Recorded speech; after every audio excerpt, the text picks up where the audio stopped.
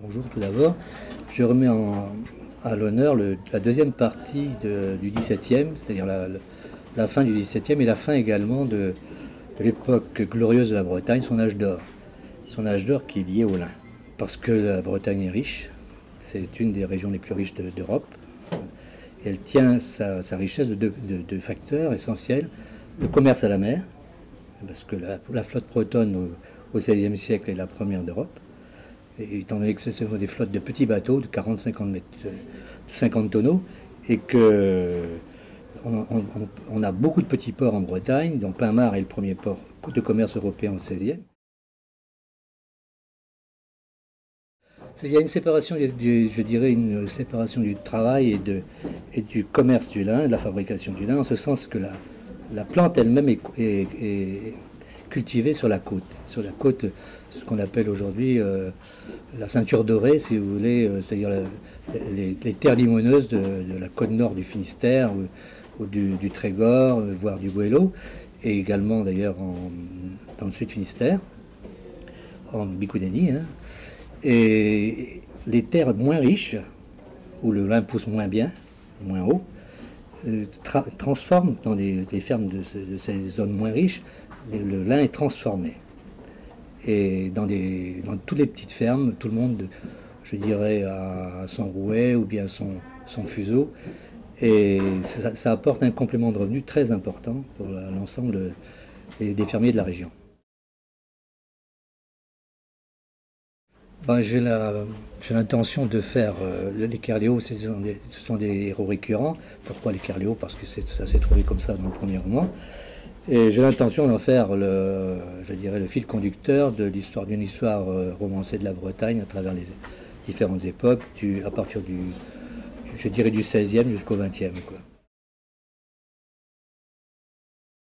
Je lui ai donné une vie extraordinaire parce qu'il faut bien avoir à l'époque un héros de l'époque qui soit capable de comprendre, je dirais, le monde, l'industrie comme l'agriculture, etc. C'est donc un petit paysan au départ qui ne résiste pas à l'appel de la mer parce qu'il est breton et qui va courir le monde au hasard d'aventures qui le conduisent d'Angleterre en Espagne ou en Amérique du Sud, enfin ce qu'on appelait la terre ferme à l'époque, et puis également en Nouvelle-Espagne, c'est-à-dire le Mexique. Et là, il apprend tout, il apprend la politique, il apprend à se battre aussi, il apprend à découvrir le monde, et puis ça lui ouvre l'esprit. Tout à fait. Alors, j'avais l'intention également, en écrivant ce roman, d'amener, c'est la fin de l'époque de l'âge d'or, et d'expliquer les causes de cette fin d'âge d'or, du moins pour la partie occidentale de la Bretagne, parce que pour le Trégor et le Goëlo, c'était loin d'être la fin du lin. Hein.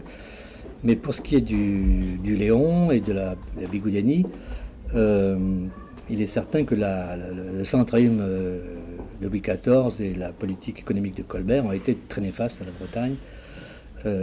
À partir du moment où Colbert a décidé de mettre la main sur les ressources exportatrices, c'est-à-dire que tout le lin, le lin, mais également le sel, le vin, la viande qui était exportée par les ports bretons, et principalement Nantes et Saint-Malo, il fallait réduire, je dirais, le grand commerce. Et bon, vous avez à l'époque la création de la Compagnie des Indes, c'est pas pour rien. Et commerce à la mer, ça voulait dire entre 15 et 20 millions de livres de rentrée en Bretagne. Et l'économie française, c'était toute l'économie française 20 ans plus tôt.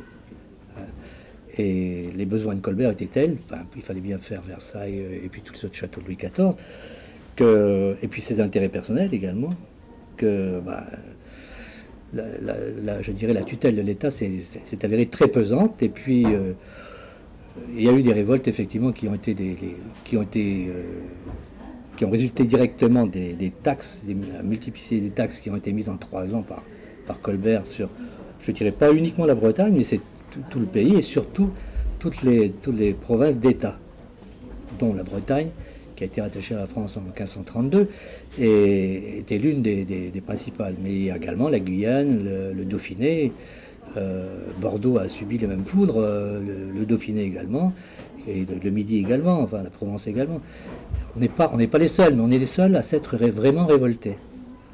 Et cette révolte du papier timbré a d'abord été, ce que j'explique, une révolte du tabac.